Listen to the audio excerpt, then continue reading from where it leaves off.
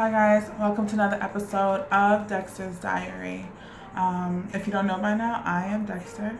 Um, I've been talking a lot about finding what makes us happy in 2018 and using that to propel us forward in the rest of our lives. Um, I think one thing that I have negated to bring up is really doing like the inner work, right? And finding what makes us happy. A lot of times the first thing that we gravitate to is tangible things, buying a house, buying a car, having a mate, whatever works for you, whatever your tangible is. Um, but I think a lot of that really lies in the inner working, which so many of us are, um, I guess, programmed not to do. Like, especially in the world that we live in now, I feel like everything is about, pushing through. Go, go, go, go, go, go, go. Oh, you'll get over it. Oh, you'll get past this, then a third. Like, whatever colloquialisms people can come up with to tell you, get over it, basically. And I think it's a horrible idea. I think we spend most of our adult lives getting past or not only getting past, but really like burying our childhood trauma. And it manifests in so many ways. Um, I think one of the biggest things for me, as far as becoming who I am and learning who I am, was letting go of shame. And shame can come from many things, but as a victim of abuse, a survivor of abuse, I found for me that I internalized a lot of what was going on. I remember feeling like my feelings didn't matter, what happened to me didn't matter, and so essentially I just felt like it just didn't matter, but it did. And it manifested in so many different ways. I remember coming to my mom, and actually, what happened was I didn't even seek out to tell my mother about being molested. And something happened. I'm not gonna go into the backstory of that because this would be way too long. But something happened, and my older cousin at the time was at the house, and she spoke to me. She had to be like 19. I was 9. Maybe she was like 17, but you get the. Um, so she's like, "Tell me what happened," and so I did tell her what happened, and she shared with me that she had been molested too, as a younger child, which now looking back makes sense because she had been pegged as promiscuous. She had been pegged as being fast and all this other stuff. And we do this to our children, right? So instead of noticing like this is not normal behavior, or this is not the right behavior she should be exhibiting or he should be exhibiting, because little boys get molested too, we peg the child as uncontrollable, or fast, or hot in the pants, and we further not only demoralize them but then sexualize them and add shame to whatever they're doing, instead of asking like what's going on, like what happened, like why are you acting this way. We just put all these tags on them, all these labels on them, and then just leave them be. And so she came to me and we had this talk, and I told her like, look, this is what happened, and she's like, I think you should tell your mother. And I'm like, nah, like that's not even an option. And she was like, no, auntie is da da da. She called my mommy auntie, and she's like, I think she's understanding, and yada yada yada, blah blah blah blah. Okay, so we set this time up, and we're gonna go tell my mother. And my mom's in her room watching TV. And she walks in and she's like, you know, she has something to tell you, referring to me. And I didn't want to. And so at first my mom was like, all right, like, what is it? Like, you know, what's going on? First of all, we're interrupting her soap, so that's going to be a problem. But she got anxious, and finally, I didn't have any choice. I kind of felt like I was backed into a corner, and I told her. And instead of embracing me, instead of asking me further questions about when, why, how, she just she told me, well, you had to have wanted it.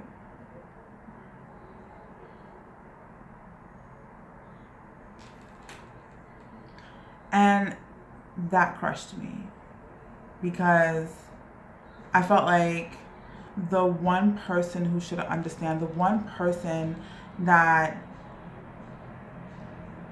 should have been on my side first and foremost was against me. And I was molested when I was like 5, 6. And I remember it vividly. To this day, there's nothing that's going to ever taint that memory.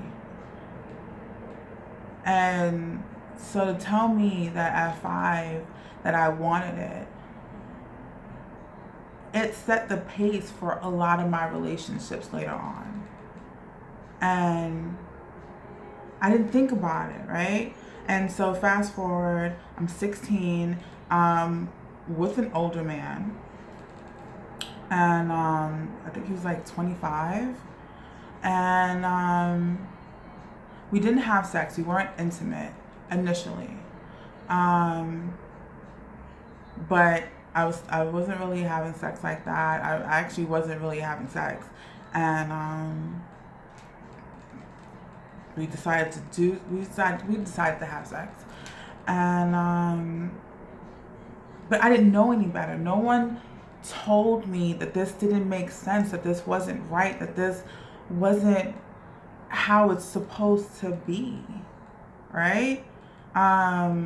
Because even after that, even going to the store, it was after my mom found out about the molestation. Everything after that was like, oh, you just want to run around with the boys, or you just want to, and it was like, that's not even the case. That's not even where mentally or emotionally I was at. But because either she wasn't able to deal with what the situation was, or she bared her own guilt for leaving me vulnerable. There can be so many different explanations as to why she felt her own shame for allowing this to happen to her daughter. It trickled down to me. It came down to me. And so we did have sex. We were intimate. And then after that, I just like, no, this is not, I just wasn't feeling it anymore. I just didn't want to do it anymore. It wasn't a really great first experience. And so,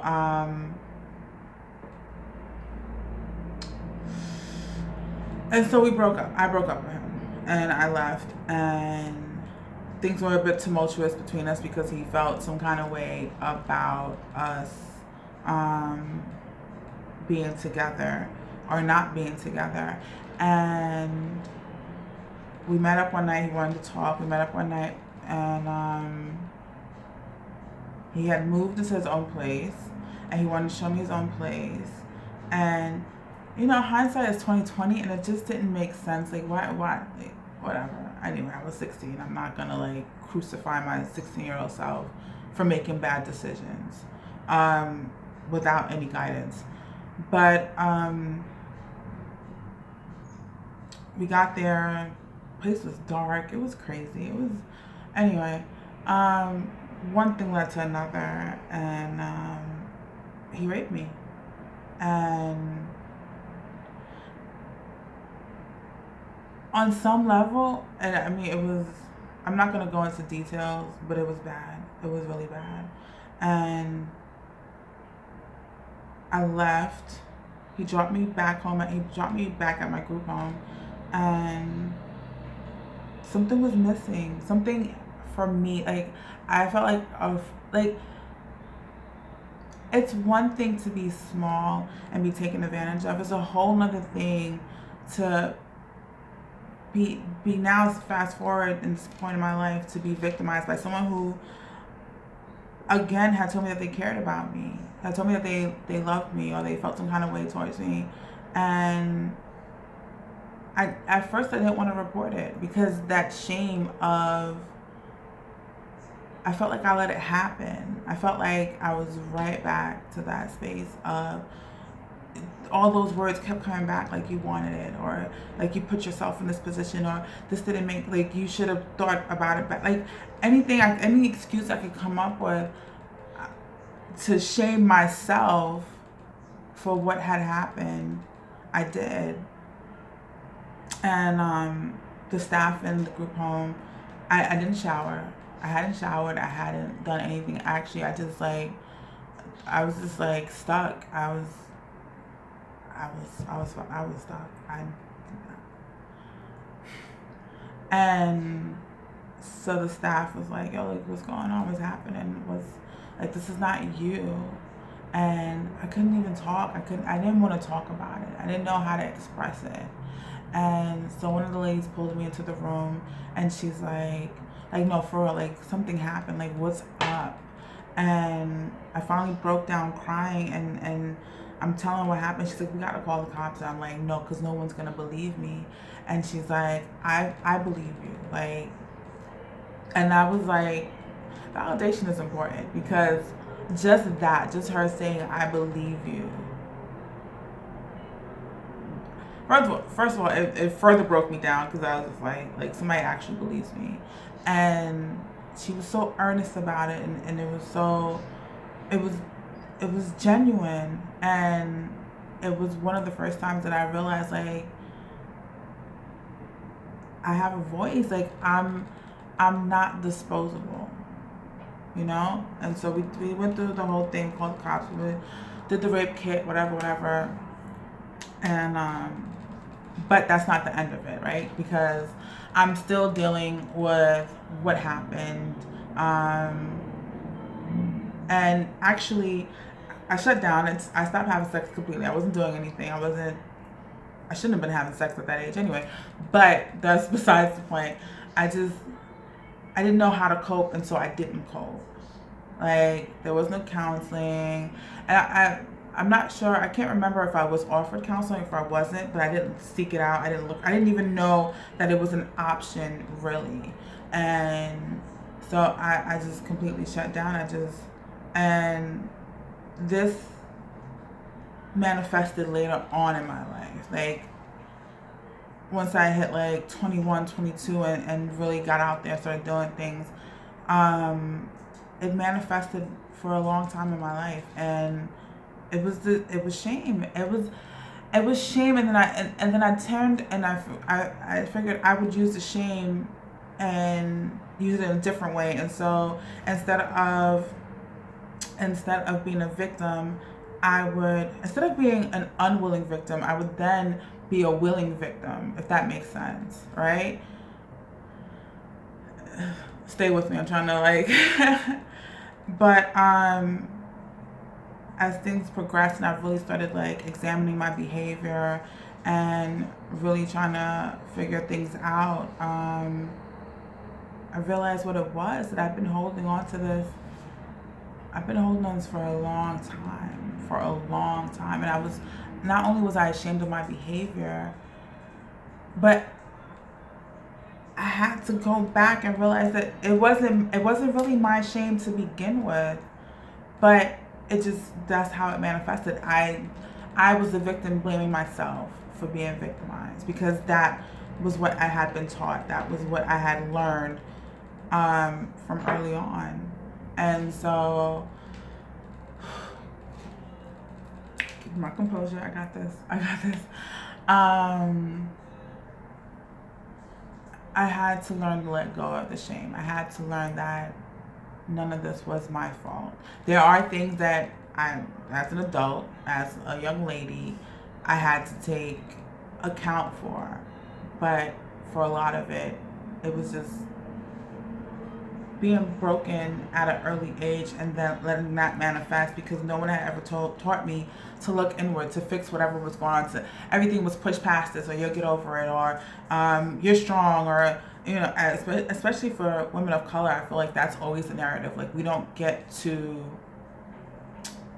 for people of color. I'm just, again, because boys go through this too, and across the board it's just even.